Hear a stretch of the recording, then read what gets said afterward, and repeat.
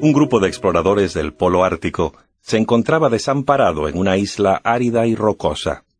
Se les estaban terminando rápidamente las provisiones. Habían consumido las últimas migajas de alimento y su provisión de combustible era muy escasa. La temperatura estaba bajando muy rápido y se estaban congelando. Se prepararon para lo peor. Sabían que muy pronto iban a morir. Y precisamente cuando habían perdido toda esperanza, uno de los exploradores moribundos notó una columna de humo en el horizonte. Alguien había recibido su señal de radio de onda corta. La ayuda venía en camino y con ella su liberación. La columna de humo en el horizonte era todo lo que necesitaban para seguir luchando. Pronto terminaría la larga pesadilla de esa horrible prueba. Pronto estarían seguros al calor de la embarcación de rescate y poco después en casa. Finalmente, en casa. Apocalipsis, el último libro de la Biblia, nos revela que hay ayuda en camino.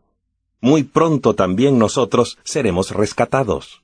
Terminará la larga pesadilla del pecado.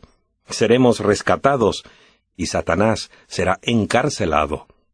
Seremos liberados y él será confinado. Seremos arrebatados en las nubes para encontrarnos con Jesús y Satanás estará atado por una cadena de circunstancias aquí en la tierra. Se nos otorgará la vida eterna y Satanás y sus seguidores recibirán su sentencia de eterna destrucción. De tanto en tanto, un juez, en consonancia con el jurado, sentencia a un reo a un tipo de cadena perpetua que éste no podrá satisfacer por el resto de su vida. Con tal sentencia, el juez expresa su propia indignación y horror, y el de la sociedad, por la enormidad del crimen. La sentencia de 3 o 4 cadenas perpetuas, o la de 99 años, cuando el criminal está entrado en años, se dan sin que se piense que el condenado habrá de sufrir tantos años de cárcel. Pero con la sentencia el juez expresa su indignación de la sociedad por crímenes horrendos. ¿Sabe usted que viene muy pronto el día cuando un juez dictará una sentencia de 1000 años y el criminal tendrá que cumplir cada día de esa sentencia? Note usted las palabras de la Biblia. Vi a un ángel que descendía del cielo, y que tenía en su mano la llave del abismo y una gran cadena. Él prendió al dragón, aquella serpiente antigua, quien es el diablo y Satanás, y le ató por 1000 años. Lo arrojó al abismo, y lo cerró, y lo selló sobre él, para que no engañase más a las naciones, hasta que se cumpliesen los 1000 años. Después de esto, es necesario que sea desatado por un poco de tiempo. Apocalipsis 20, versos 1 al 3. Dios tiene su plan para encargarse del mayor criminal que haya conocido el universo, y que ha estado involucrado directamente en cada pecado y crimen cometido en esta tierra. Pronto vendrá el tiempo cuando será encarcelado por 1000 años. 1000 años en el punto más miserable y devastado del universo. Este período se conoce a veces como el milenio. ¿Qué es el milenio? Este período de 1000 años, que se llama milenio, viene de 2 palabras del latín, mille, la cual significa 1000, y annum, que significa año.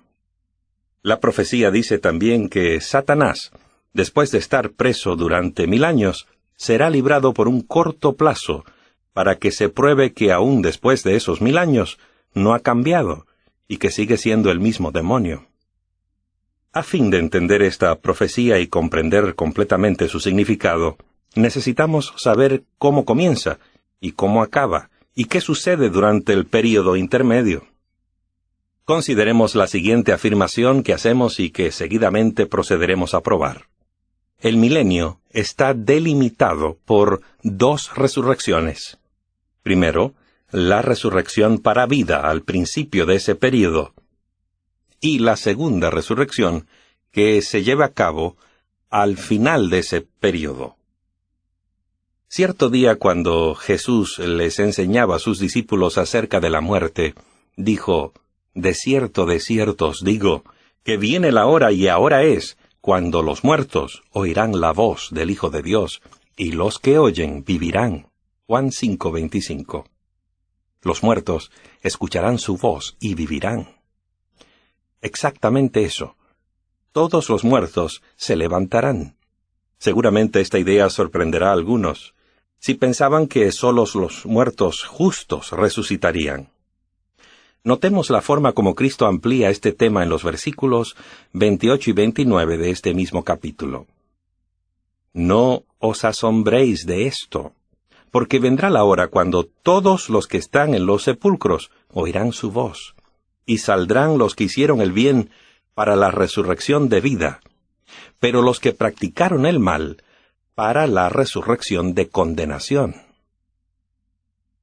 Sírvase usted tomar nota de las dos resurrecciones. Primero, la resurrección de los que han hecho bien. Segundo, la resurrección para condenación de los que han hecho lo malo. Note usted lo que dice la Biblia acerca de aquellos que participan de la primera resurrección. Apocalipsis, capítulo 20, versos 5 y 6. Esta es la primera resurrección. Bienaventurado y santo el que tiene parte en la primera resurrección. Sobre estos, la segunda muerte no tiene ningún poder, sino que serán sacerdotes de Dios y de Cristo, y reinarán con él por los 1000 años. Lo anterior está en armonía con lo que el apóstol Pablo le dijo a los tesalonicenses. El apóstol Pablo describe así la segunda venida de Cristo. Porque el Señor mismo descenderá del cielo con aclamación, con voz de arcángel y con trompeta de Dios, y los muertos en Cristo resucitarán primero. Luego nosotros, los que vivimos y habremos quedado, seremos arrebatados juntamente con ellos en las nubes, para el encuentro con el Señor en el aire, y así estaremos siempre con el Señor. Cuán gloriosa descripción de la resurrección. Notará usted que los muertos en Cristo resucitarán primero, y además que los seguidores de Cristo, que estén vivos, serán arrebatados en las nubes para recibir al Señor en el aire. En ese día se cumplirá la promesa hecha por Jesús, y que se halla en San Juan, capítulo 11, verso 25. El que cree en mí, aunque muera, vivirá. Sí, los muertos que fueron justos se levantarán de sus tumbas cuando Cristo regrese.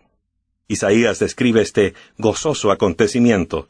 Despertad y cantad, oh moradores del polvo, y la tierra dará a luz a sus fallecidos. Isaías 26, 19. Cuán glorioso día será. Madres que serán reunidas con sus bebés que habían muerto.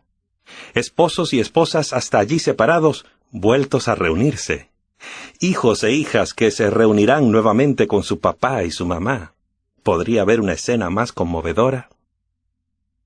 Entonces, se cumplirá la maravillosa promesa hecha por Cristo hace tanto tiempo. Voy pues a preparar lugar para vosotros, y si me voy y os preparare lugar, vendré otra vez y os tomaré a mí mismo, para que donde yo estoy, vosotros también estéis. Juan 14, versos 2 y 3. Allí en el cielo es donde los salvados pasarán el milenio. ¿Y qué estaremos haciendo? El apóstol Juan lo indica. Bienaventurado y santo el que tiene parte en la primera resurrección. Sobre estos la segunda muerte no tiene ningún poder, sino que serán sacerdotes de Dios y de Cristo, y reinarán con él por los 1000 años. Apocalipsis 20, verso 6. Aparte del gozo inexpresable del compañerismo con Cristo y sus seguidores, el apóstol nos da una vislumbre de lo que estaremos haciendo durante el milenio. Y vi tronos, y se sentaron sobre ellos, y se les concedió hacer juicio. Apocalipsis 20, verso 4. El omnisapiente y todopoderoso Dios del universo ha incluido a hombres y mujeres en la solemne tarea de juzgar a ángeles caídos y a hombres injustos. Dice el apóstol Pablo, ¿o no sabéis que los santos han de juzgar al mundo? Primera de Corintios, capítulo 6, versos 2 y 3. ¿No sabéis que hemos de juzgar a los ángeles? Añade. a todos les quedará para siempre claro que Dios es imparcial, justo y bueno. Durante miles de años, Satanás ha acusado a Dios de ser injusto y falto de amor. Los años del milenio anularán este concepto, vindicando el carácter de Dios ante el universo. Pero, ¿por qué necesitaríamos juzgar a los ángeles malos y a los pecadores? ¿No habrán sido ya juzgados antes de que Cristo venga? Es verdad, pero ¿se ha preguntado usted cuál sería su reacción si buscara en el cielo a alguien que pensaba encontrar allí, solo para descubrir que él o ella ha quedado excluido o excluida para siempre? Tal vez dudaría usted de la imparcialidad de la justicia de Dios. Durante el milenio se expondrán en los cielos los registros de los perdidos. Serán expuestos los secretos más celosamente guardados, los propósitos que han permanecido ocultos. El amor y la justicia de Dios serán ampliamente demostrados. Habrá una sola respuesta de los que inspeccionen los registros. Ciertamente, oh Señor Dios Todopoderoso, tus juicios son verdaderos y justos. Apocalipsis 16, versos 7. Usted se preguntará qué pasará con los muchos que estaban vivos cuando vino Jesús, pero que no habían aceptado la salvación. El capítulo 19 de Apocalipsis describe la segunda venida de Cristo y la destrucción de los perdidos con las siguientes palabras. Los demás fueron muertos con la espada que salía de la boca del que estaba sentado sobre el caballo. Apocalipsis 19, verso 21. No hay forma de que los que habrán de perderse puedan estar en pie ante la gloria de la venida de Cristo con todos sus ángeles. Bastó un solo ángel que bajó a la tumba de Jesús para que los soldados romanos cayeran como muertos. En Jeremías 25, verso 33, la Biblia dice, «En aquel día los muertos por Jehová estarán desde un extremo de la tierra hasta el otro. No serán llorados, no serán recogidos ni sepultados. Serán convertidos en abono sobre la superficie de la tierra». En la segunda venida de Cristo, los justos son resucitados y trasladados para recibir a Cristo en las nubes. Los que no se salvarán morirán con el resplandor de su venida, con la espada que salía de su boca. Seguramente alguien se preguntará, ¿qué ocurrirá con los que no serán salvos y están todavía en sus tumbas? La respuesta se da en el versículo 5 del capítulo 20 de Apocalipsis. Pero los demás muertos no volvieron a vivir, sino hasta que se cumplieran los 1000 años. Ahora el rompecabezas comienza a resolverse. La imagen total empieza a aclararse con respecto a lo que pasará cuando Cristo regrese. Estos son los acontecimientos que se llevarán a cabo cuando Cristo venga. Primero, Jesús regresará con todos sus santos ángeles. Mateo 25, 31. Segundo, los muertos en Cristo resucitarán primero. Primera de Tesalonicenses 4:16. Tercero, los justos vivos serán arrebatados en las nubes para recibir a Jesús en el aire. Primera de Tesalonicenses 4:17. Y en cuarto lugar, los salvados irán a su hogar celestial con Jesús y reinarán con él durante 1000 años. Apocalipsis 20, versos 4 y 6. Los que no serán salvos morirán por el resplandor de la venida de Cristo. Ese es un quinto acontecimiento, tal cual lo describe Jeremías 25:33.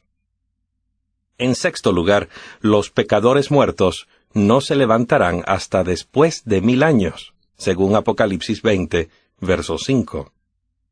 Y otra cosa que sucederá es que Satanás estará atado durante esos 1000 años con una cadena de circunstancias, nadie a quien tentar o destruir. Los justos están en el cielo y todos los pecadores muertos. Todos han escapado del alcance de Satanás. Por donde quiera, todo es ruinas. La Biblia dice que Satanás fue echado a un abismo insondable durante el milenio. ¿Cómo es que está atado? Pues como hemos dicho, por una cadena de circunstancias que le impiden tentar y destruir a nadie, durante ese período. Aquellos que han seguido a Satanás durante su vida en esta tierra habrán muerto por el resplandor de la venida de Cristo, y los que estaban muertos entonces permanecerán en la tumba hasta que se cumplan los 1000 años. Los salvados están con Cristo durante esos 1000 años.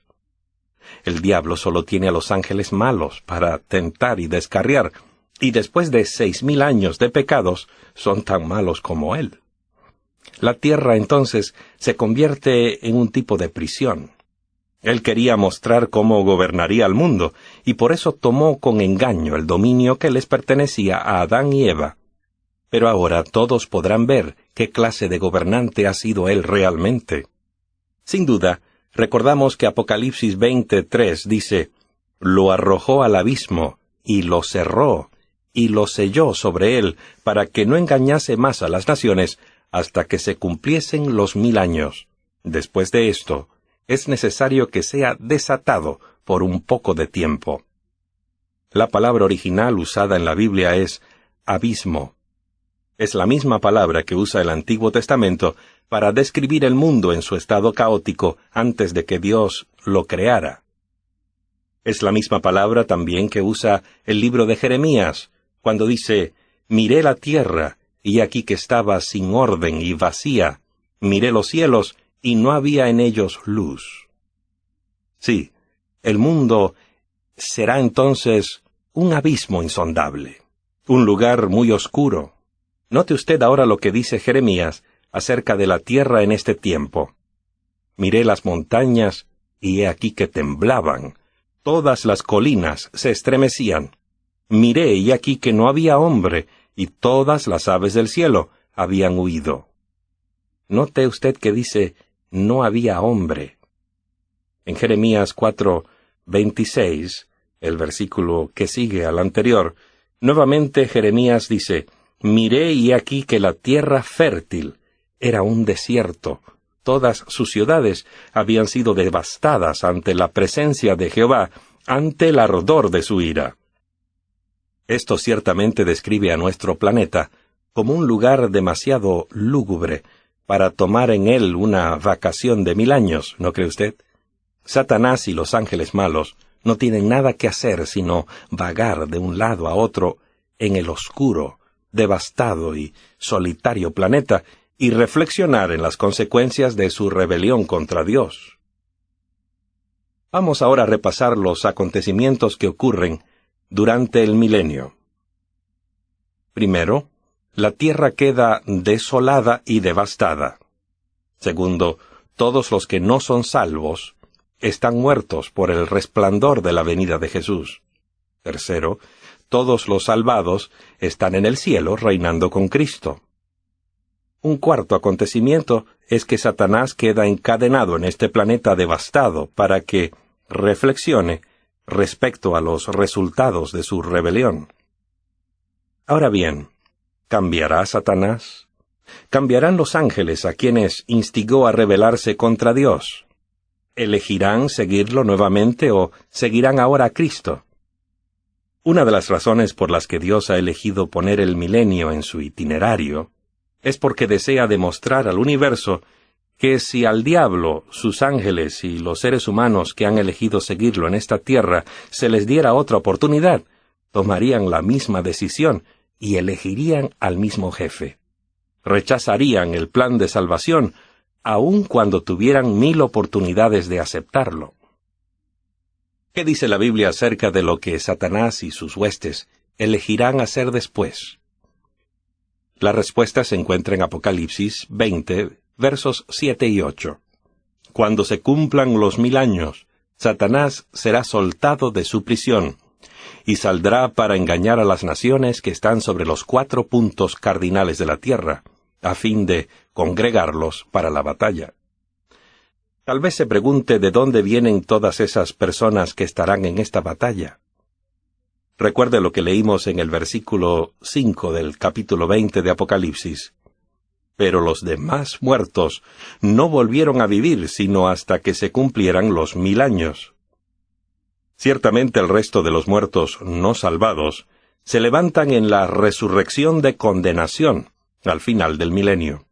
Será todo un grande espectáculo ver surgir a la vida a esa inmensa multitud de pecadores procedentes del tiempo de Adán hasta la segunda venida de Cristo. En Apocalipsis capítulo 20, verso 8, dice Juan: el número de ellos es como la arena del mar. Al mismo tiempo, la ciudad santa, la Nueva Jerusalén, con Cristo y los redimidos, desciende a la tierra al final del milenio. Esta ciudad será el blanco de la ira de Satanás. Dice la Biblia: cuando se cumplan los 1000 años, Satanás será soltado de su prisión y saldrá para engañar a las naciones que están sobre los 4 puntos cardinales de la tierra, a fin de congregarlos para la batalla. Ahora Satanás y sus demonios salen nuevamente a engañar a los hombres y mujeres perdidos. Ninguno de ellos ha cambiado en absoluto. Nuevamente los pecadores eligen a Satanás como su jefe. El diablo los organiza en un vasto ejército que se propone tomar por la fuerza a la Nueva Jerusalén. Esta es la última batalla que se librará en esta tierra. El poderoso ejército avanza bajo la bandera del ángel rebelde. Leamos en la Biblia lo que sucederá entonces. Apocalipsis 20, verso 9. Y subieron sobre lo ancho de la tierra, y rodearon el campamento de los santos y la ciudad amada, y descendió fuego del cielo y los devoró. La lucha ha terminado. Qué triste el resultado final. Pensar que todo pudo haber sido tan diferente. ¿Qué le pasa entonces al diablo? La Biblia dice: y el diablo que los engañaba fue lanzado al lago de fuego y azufre, y la muerte y el Hades fueron lanzados al lago de fuego. Esta es la muerte segunda. Y el que no fue hallado inscrito en el libro de la vida fue lanzado al lago de fuego. El apóstol Pedro vio este fuego en visión y escribió: entonces los cielos pasarán con gran estruendo, los elementos ardiendo serán deshechos, y la tierra y las obras que están en ella serán consumidas. Segunda de Pedro 3:10. Satanás, sus ángeles malos y los pecadores se acabarán para siempre. Es posible que tengamos familiares, amigos o conocidos a quienes hemos amado mucho, que se perderán para siempre. Por supuesto que lloraremos. ¿Cómo no podría ser así? Pero la inmensa buena nueva es esta: y Dios enjugará toda lágrima de los ojos de ellos. No habrá más muerte, ni habrá más llanto, ni clamor, ni dolor, porque las primeras cosas ya pasaron. Cuán gloriosa eternidad la que les promete Dios a los redimidos. La mente humana no puede abarcar la gloria y la belleza del paraíso que Dios tendrá preparado para aquellos que le aman y están dispuestos a seguirlo. Y pensar que todo pecador puede gozar de lo preparado por Cristo. Ah, pero el precio parece muy elevado. No están dispuestos a elegir a Cristo como su Salvador y Señor. Amigo que me escuchas, ¿en qué grupo estarás tú en ese día? Cuando llegue tal día será demasiado tarde para cambiar de bando. Aún al principio de los 1000 años, cuando Jesús venga por segunda vez, ya va a ser demasiado tarde para un cambio. Sería ya demasiado tarde si tú murieras repentinamente. La única manera de estar absolutamente seguro de que te encontrarás entre los justos al final del milenio consiste en entregarte completamente a Él ahora. ¿Tienes algún hábito sobre el cual necesitas ganar la victoria? ¿Estás luchando contra alguna tentación? Jesús te escucha.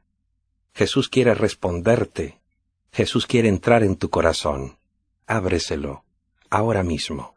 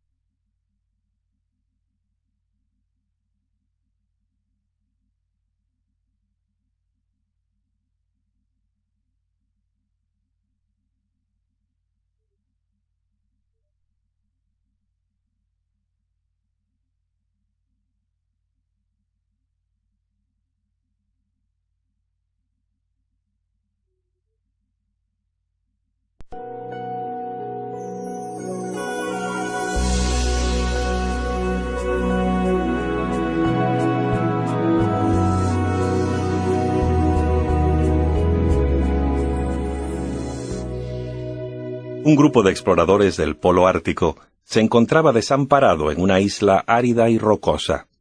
Se les estaban terminando rápidamente las provisiones. Habían consumido las últimas migajas de alimento y su provisión de combustible era muy escasa. La temperatura estaba bajando muy rápido y se estaban congelando. Se prepararon para lo peor. Crímenes horrendos. ¿Sabe usted que viene muy pronto el día cuando un juez dictará una sentencia de 1000 años y el criminal tendrá que cumplir cada día de esa sentencia? Note usted las palabras de la Biblia. Vi a un ángel que descendía del cielo y que tenía en su mano la llave del abismo y una gran cadena. Él prendió al dragón, aquella serpiente antigua, quien es el diablo y Satanás, y le ató por 1000 años. Lo arrojó al abismo y lo cerró, y lo selló sobre él, para que no engañase más. Sabían que muy pronto iban a morir. Y precisamente cuando habían perdido toda esperanza, uno de los exploradores moribundos notó una columna de humo en el horizonte. Alguien había recibido su señal de radio de onda corta. La ayuda venía en camino, y con ella su liberación. La columna de humo en el horizonte era todo lo que necesitaban para seguir luchando. Pronto terminaría la larga pesadilla de esa horrible prueba. Pronto estarían seguros al calor de la embarcación de rescate y poco después en casa. Finalmente, en casa. Apocalipsis, el último libro de la Biblia, nos revela que hay ayuda en camino. Muy pronto también nosotros seremos rescatados. Terminará la larga pesadilla del pecado. Seremos rescatados y Satanás será encarcelado. Seremos liberados y él será confinado. Seremos arrebatados en las nubes para encontrarnos con Jesús y Satanás estará atado por una cadena de circunstancias aquí en la tierra. Se nos otorgará la vida eterna y Satanás y sus seguidores recibirán su sentencia de eterna destrucción. De tanto en tanto, un juez, en consonancia con el jurado, sentencia a un reo a un tipo de cadena perpetua que éste no podrá satisfacer por el resto de su vida. Con tal sentencia, el juez expresa su propia indignación y horror, y el de la sociedad, por la enormidad del crimen. La sentencia de 3 o 4 cadenas perpetuas, o la de 99 años, cuando el criminal está entrado en años, se dan sin que se piense que el condenado habrá de sufrir tantos años de cárcel. Pero con la sentencia el juez expresa su indignación de la sociedad